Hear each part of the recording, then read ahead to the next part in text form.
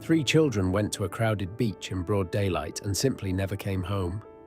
Hours later, witnesses said they had seen them calm, smiling, and walking with a strange man, but the family had expected them back by noon. Then came another detail that made even less sense. At a nearby bakery, one of the children paid with a £1 note, even though their mother had given them only a few shillings. Someone else had been with them. And then there was the line that only sounded important after they vanished. One of the girls had casually told her mother that Jane got a boyfriend down the beach. It sounded childish at the time. Afterward, it sounded like a warning that arrived too late. It was Australia Day, January 26th, 1966. Jane Beaumont was 9, Arnna was 7, Grant was 4. They lived with their parents in Somerton Park, near Adelaide, and trips to Glenelg Beach were normal enough that the outing did not feel dangerous. That was part of the horror. Nothing about the day looked unusual until it was over. The children caught the bus that morning and were supposed to be home by midday. When they missed the noon bus, then the 2 p.m. bus, worry began to harden into something else. The children left for Glenelg Beach in the morning and arrived without incident. At the beach, multiple witnesses later told police they saw the 3 siblings with a tall, thin-faced man in his 30s, tanned, fair-haired, and wearing swim trunks. The children did not appear frightened. They looked comfortable with him.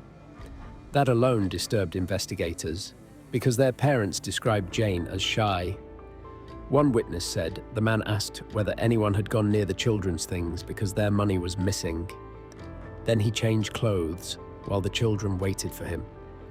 That is a strangely confident thing for a stranger to do around 3 young children, unless they already trusted him.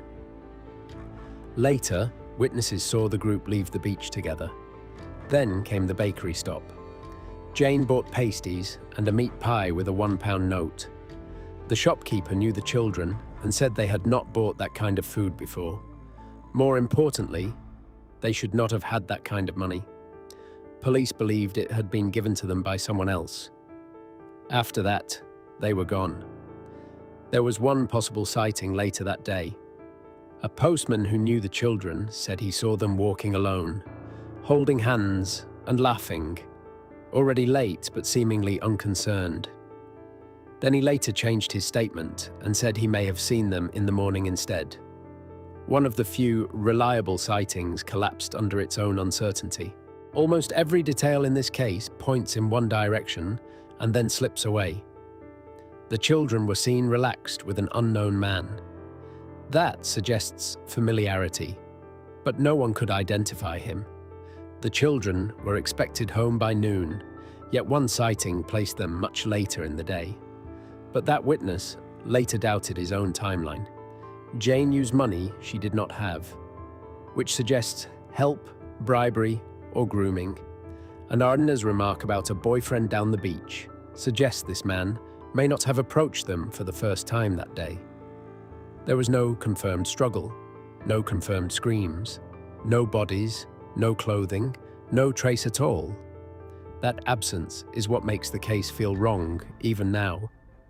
3 children disappeared from a public beach on a holiday afternoon, and the world seemed to close over them almost instantly.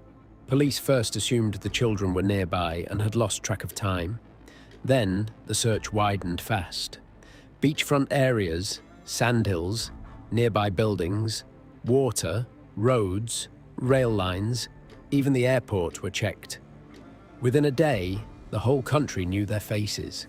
Within days, fear had shifted toward abduction and murder. But the case also attracted dead ends. A Dutch psychic was brought in. Public pressure led to excavation at a site he named. Nothing was found. Decades later, more suspects were floated, more digs were carried out, and still no physical evidence emerged.